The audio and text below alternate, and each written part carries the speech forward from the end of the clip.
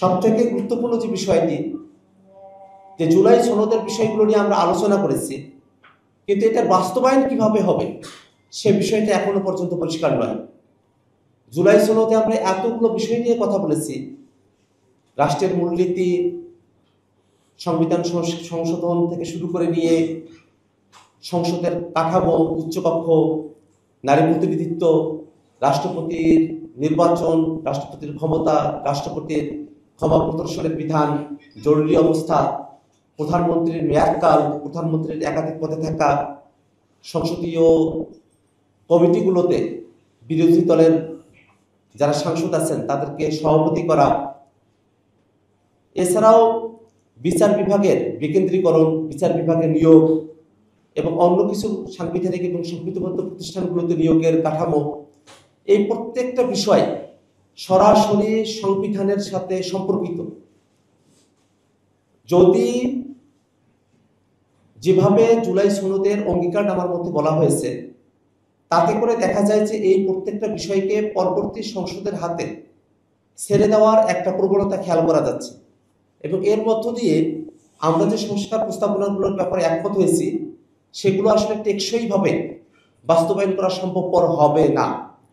এই কারণে যেসব বিষয়গুলোতে আমরা একমত হয়েছি এবং কমিশন সিদ্ধান্ত গ্রহণ করেছে সেগুলোকে টেকসইভাবে বাস্তবায়ন করার জন্যই গণপরিষদ নির্বাচনের মধ্য দিয়ে নতুন সংবিধান প্রণয়ন করার কোনো বিকল্প নেই। বাংলাদেশের অতীতের উদাহরণগুলোতে যদি দেখি, এবারের ঐকমত্য কমিশনে আমরা সিদ্ধান্ত গ্রহণ করেছি যে হাইকোর্টের শাখা বিভাগীয় শহরগুলোতেও স্থানান্তর করা হবে, সেখানেও হাইকোর্টের বেঞ্চ স্থাপন করা হবে। এই একই পরিবর্তন বাংলাদেশে অষ্টম সংশোধনীর মধ্য দিয়ে করা হয়েছিল, কিন্তু পরবর্তীতে যখন অষ্টম সংশোধনী হাইকোর্টে চ্যালেঞ্জ হলো, বেসিক স্ট্রাকচার ডক্ট্রিনের আওতায় হাইকোর্টের শাখাগুলোকে ঢাকা শহরের বাইরে বিভাগীয় বা অন্য কোনো শহরে স্থাপন করাকে ইউনিটারি স্টেটের কনসেপ্টের সঙ্গে সাংঘর্ষিক বলে সেই সিদ্ধান্ত এবং সংবিধানের এই সংশোধনীকে কোর্ট কিন্তু অবৈধ ঘোষণা করেছে। এই শঙ্কার জায়গাগুলো এখনো রয়েছে।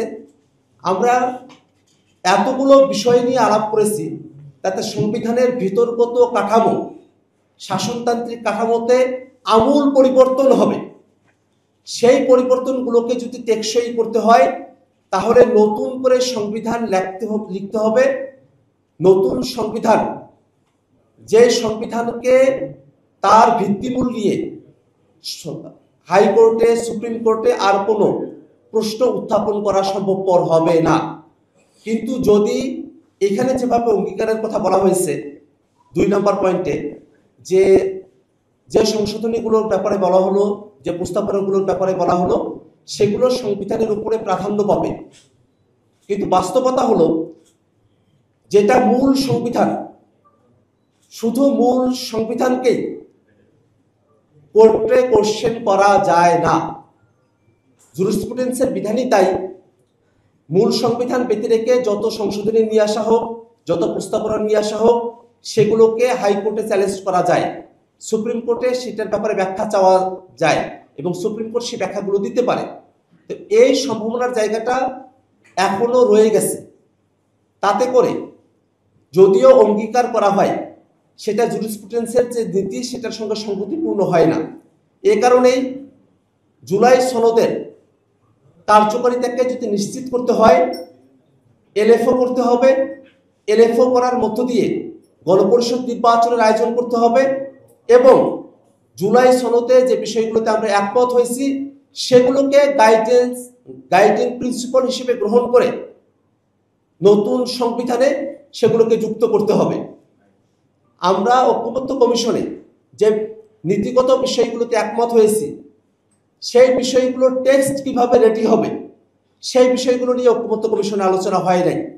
আমরা গণপরিষদ নির্বাচনের মধ্য দিয়ে যারা প্রতিনিধি আসবেন তারা সেই টেক্সটটা রেডি করবেন, এবং আমরা দেখি যে যতগুলো জায়গায় আসলে পরিবর্তন করতে হবে তাতে বর্তমান সংবিধানের 60 থেকে 70 বা তারও বেশি অনুচ্ছেদ, সেগুলোতে পরিবর্তন নিয়ে আসতে হবে। এই এত বৃহৎ পরিবর্তন, সেটা আসলে সংবিধান পুনর্লিখন করারই সমান।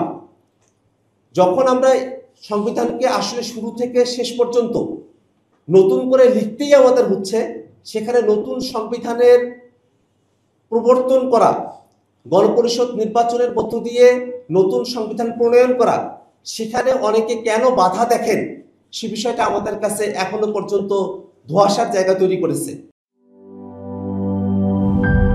নাটা জেলি আর পানীয়র এক অসম কম্বিনেশন ড্রিঙ্কো। চিল থাকতে চান? ড্রিঙ্কো চাবান।